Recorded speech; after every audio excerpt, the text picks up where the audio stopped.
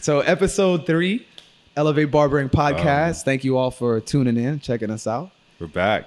I did, but we were talking about the push-up challenge. I did just start, I wouldn't say a challenge, but I like to warm myself back into warming up or working out by doing push-ups.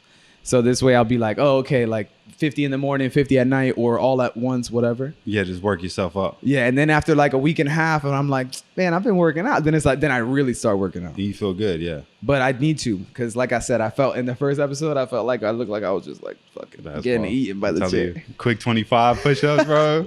Get the blood pumping. You looking swole. We good.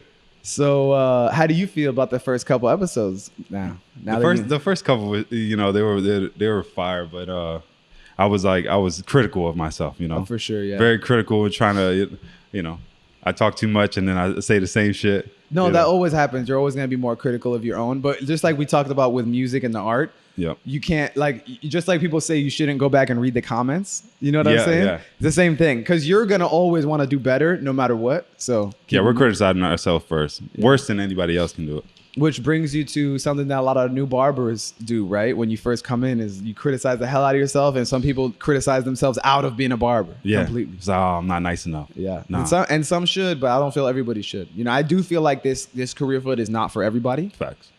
But I don't feel like you should let those obstacles stop you so soon, because you won't know until you really get into it. You know what I'm saying? You blame that on social media a little bit. Not you in particular, but I do. Blame what exactly? The lack of patience in the game, like trying to get right quick, What is it you blame? Like why do you? On social media you see a lot of people doing their thing, but you don't see what it took to get there, or what they did to get there, So a lot of people see it and like, shit, they did that real quick, or it looks that quick, but you're not seeing everything that happens behind the scenes. Yeah, exactly. So maybe that's a reason why they quit. Or they get discouraged because in their cuts, but it's all about reps. It's all about doing it. Just like you said, the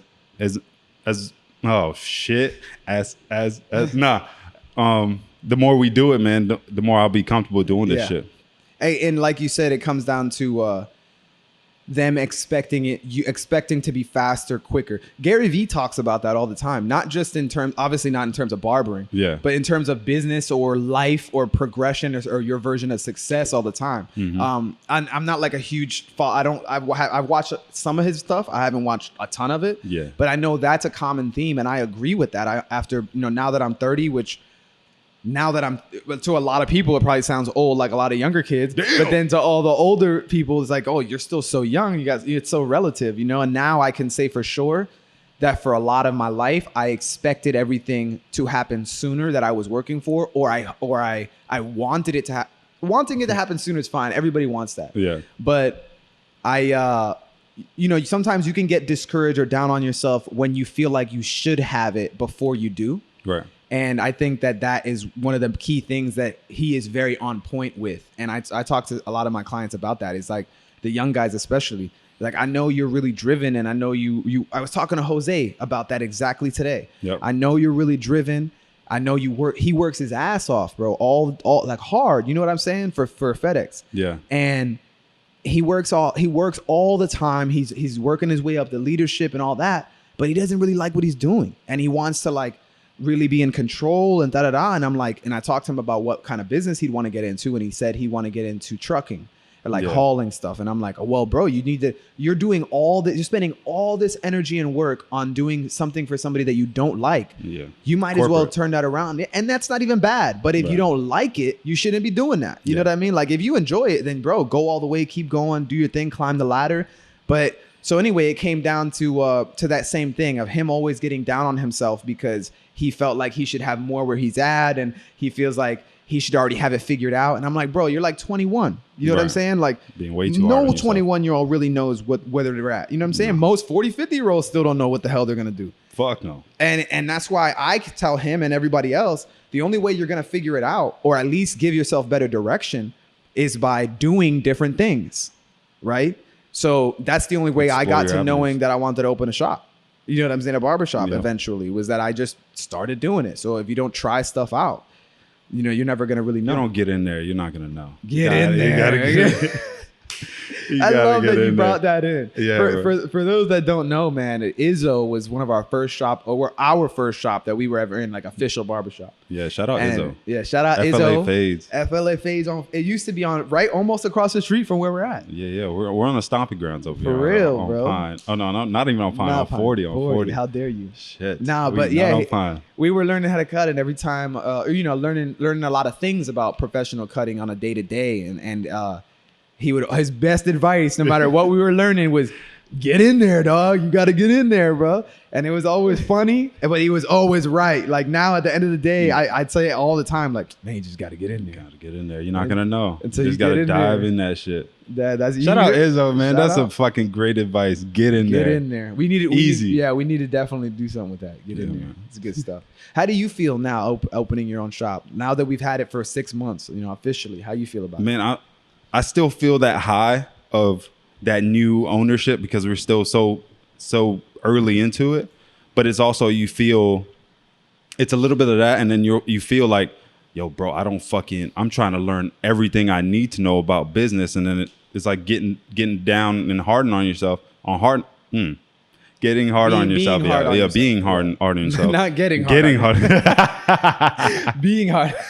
Yo, it's the shop talk today. Oh, man, that's funny. That was funny. Nah, but being hard on yourself and always like just trying to do the right thing in business, Right. Being an owner is just, there's so much more responsibility than you may have thought.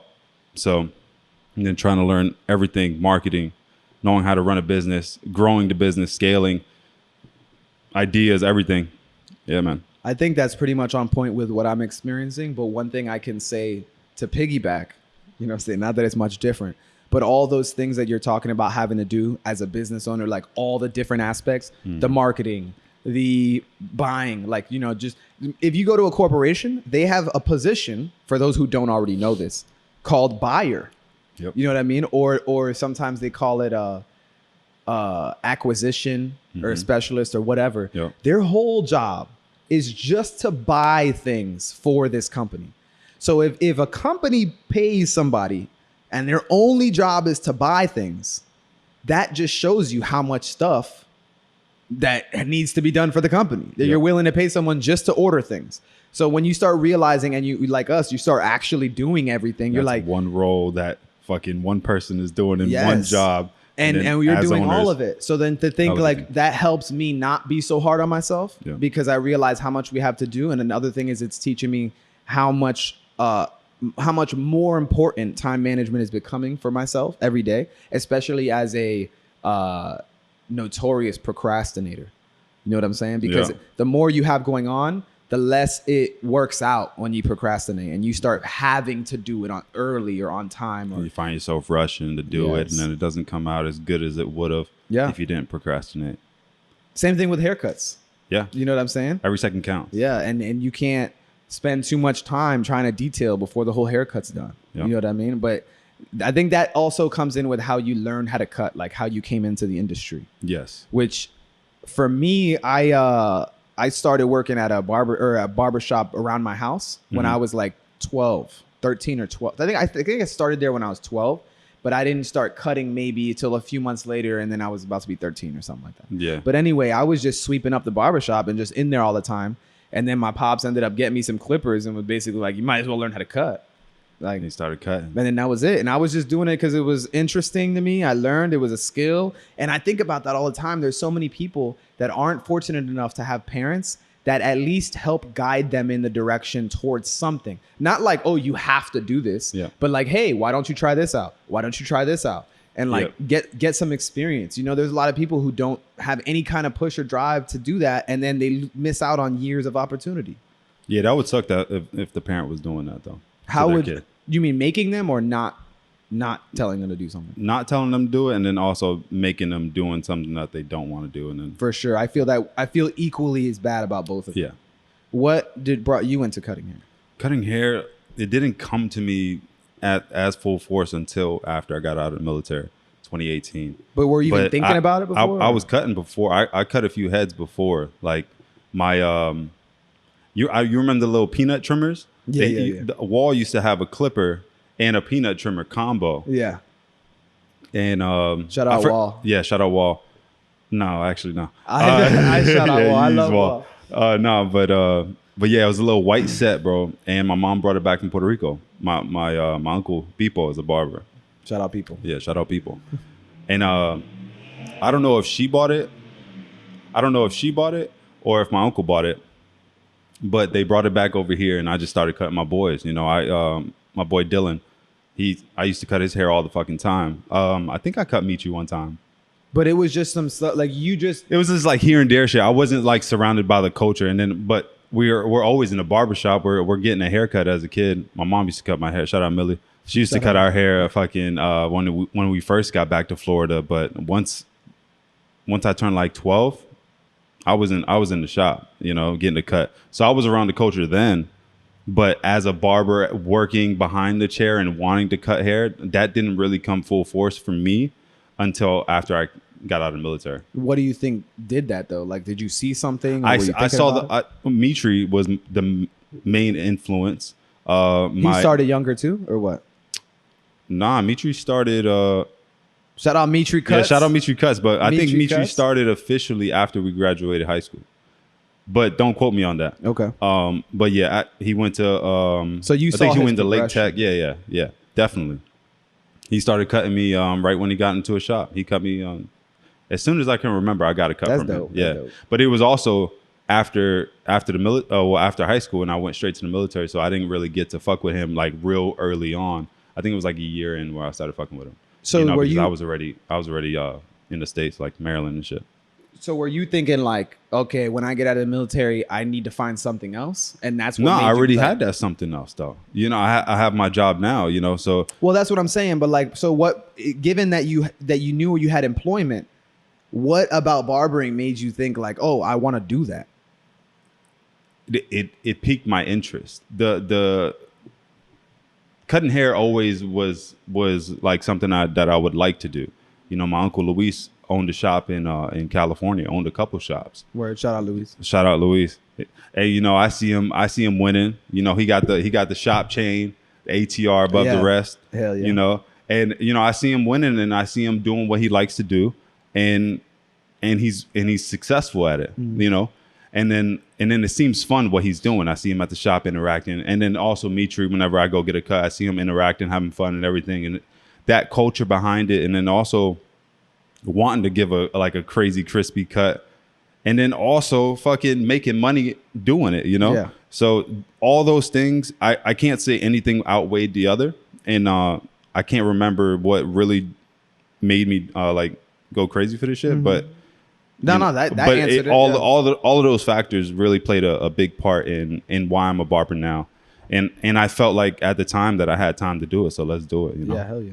No, that's dope though. I always wonder that because for me it happened so young and so organically, and I didn't really. It was just part of how I grew up.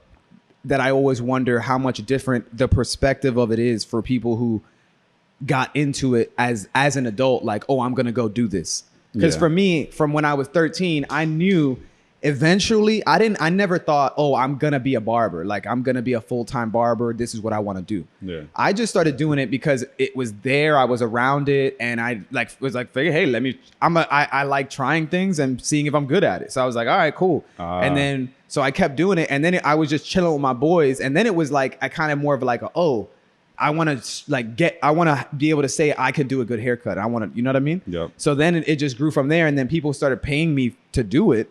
So then I would be chilling with my boys outside of school. After school, a bunch of boys, the dudes would come over and then pay me, and we'd just be chilling, just like a barbershop. You know what I mean? You'd be chilling in the garage, everybody's chilling, and I'm making money just to do what I was gonna do with y'all anyway. You know what I'm saying? Like, all right, cool. So then I was making like a couple $100s a week as a high schooler, and I was like, this is dope. So then I knew lucrative. Yeah, right. And then I knew, like, I was already making business cards, like handing them out in school, stuff like that. I remember seeing that first business card. You still have that crispy shit. Cuts. Yeah, I'll throw it in. I'll throw a picture. You got to, bro. That shit was clean. And it was crispy cuts with Philby.